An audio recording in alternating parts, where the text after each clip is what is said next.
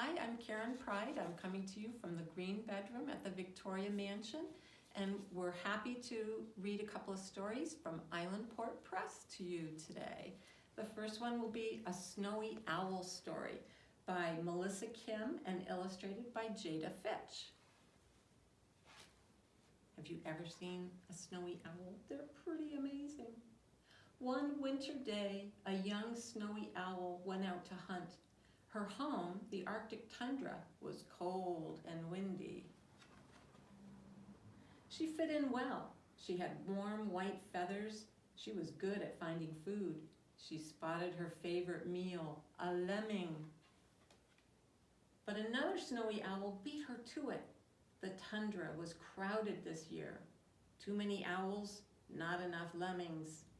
So the owl flew south to look for more food. She flew for hundreds of miles. She found food, but also people everywhere. It was not like her home at all. She kept flying. An airport? Too noisy. A beach? Too many dogs. She flew near a harbor. Noises coming from a dark building made her curious. She squeezed through a gap. Pigeons flapped and fluttered. The owl was comfortable here. People saw the big white bird. They were worried that the owl was trapped inside the building. They called the fire department. A fireman came to help. He opened the window, but the owl did not fly out. So a bird expert came. Gently, she put a blanket over the bird.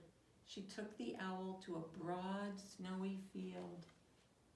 The owl saw mice, ducks, and squirrels.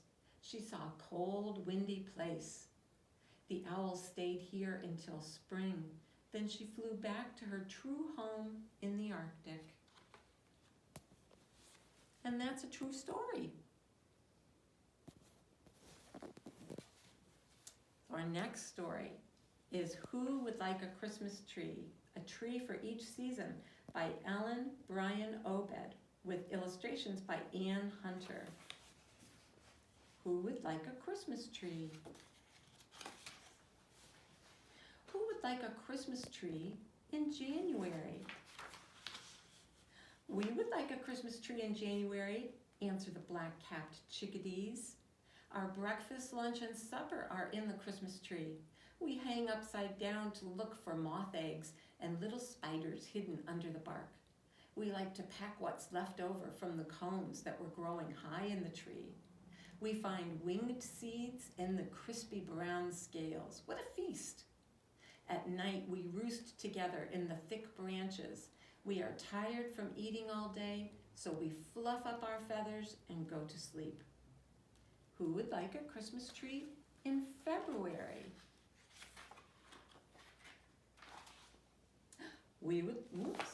I missed a page. We would like a Christmas tree in February, answer the field mice. We scurry along our secret winter runways in the plantation. We never hibernate. When we come to the trunk of a Christmas tree, we stop to nibble and gnaw. The bark is delicious. Besides, this is a comfortable place to eat, for no one can see us here, not the fox or the owl or the Christmas tree farmer. We are safe under a roof of snow. Who would like a Christmas tree in March? We would like a Christmas tree in March, answered the white-tailed deer. We are tired of being deep in the woods. We come out to the edge of the plantation to have a look around. We walk the rows and eat up and down the sides of the big trees. The first-year branches are very tender. The snow is beginning to melt, so we eat the tops of the young trees too. We snack early in the morning and late in the day. We are bucks, does, and fawns feeding together in small groups. We take our time. Why hurry? It's easy trails and easy eating in the Christmas tree plantation. Who would like a Christmas tree in April? We would like a Christmas tree in April, answer the woodcock. The plantation is our singing grounds. We call just before dawn and again just after sunset from our low places in the grass. Bzzzt, bzzzt. We are the male woodcock. We perform song flights to attract our mates, spiraling up in the evening air 100 meters into the sky. As we start to descend, we make excited chirps. Then we zigzag silently downward, diving and falling to a safe and quiet landing near the Christmas trees. Who would like a Christmas tree in May?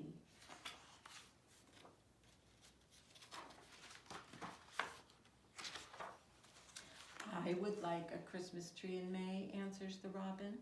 I like to perch on the top of the Christmas tree and sing when the sun is coming up and when the sun is going down. From here, I also look for food, caterpillars, worms, beetles, flies, and spiders.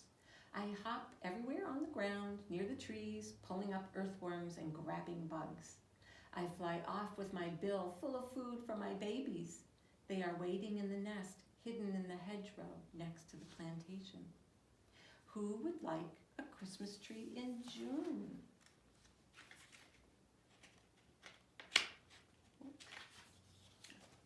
Oh, we would like a Christmas tree in June, answer the balsam twig aphids. We come out of our tiny eggs that have been attached to the balsam fir twigs. They've been there all winter and spring. We are pale yellow nymphs, no bigger than the point of a pencil. We feed on the underside of old needles. Soon there are more of us. We move inside the bud, and more of us. We feed on new needles, and more of us. Now we are a colony of winged and wingless aphids.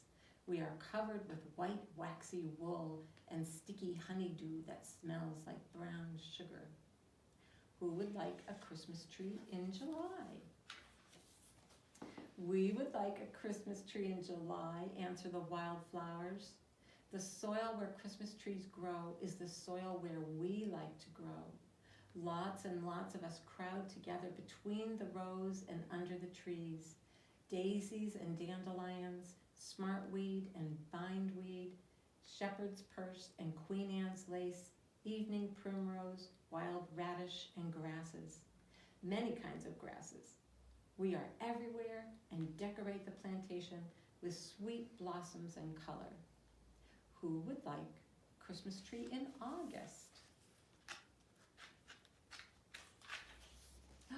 We would like a Christmas tree in August, answer the monarch butterflies. We have spent our summer in the milkweeds that grow among the Christmas trees. We came out of our eggs from under the long, thick leaves. As caterpillars, we fed on the leaves, buds, and milky juice. We hung from the plants in green, golden spotted chrysalises. Now we are out, and we are beautiful. All of us are getting ready to migrate south.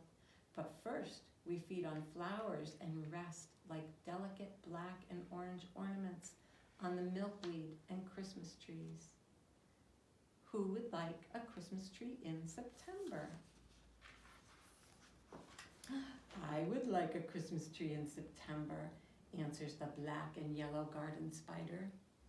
I make my web between a row of Christmas trees where there's plenty of sun and little wind. I attach it to a tree on either side. Then I spin a thick crisscross pattern up and down the middle so birds will not accidentally fly into my milky home, or silky home. I am interested in insects, not birds. Besides, I don't want to spend my time repairing a bird rib. After I spin my web, I rest quietly in the center. I wait for a bee or a grasshopper or a fly. I catch and eat as many insects as I can, for soon I will lay my eggs. I will spin a sack to protect them through the winter. I will make the sack of many layers of silk. It has to be tough enough to hold 500 eggs. Who would like a Christmas tree in October? I would like a Christmas tree in October, answers the red fox. I could eat lots of things that live in the Christmas tree plantation in the fall. Grasshoppers, crickets, little sparrows, a late crop of clover. But I come from mice. I can tell you that the plantation is full of mice. I know because I come here often. I hear them. I smell them. I see them. I hunt by myself. I walk through the rows of trees without a sound. Tip-toe, pounce.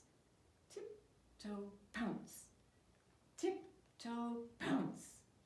Who would like a Christmas tree in November? We would like a Christmas tree in November, answer the wild turkeys.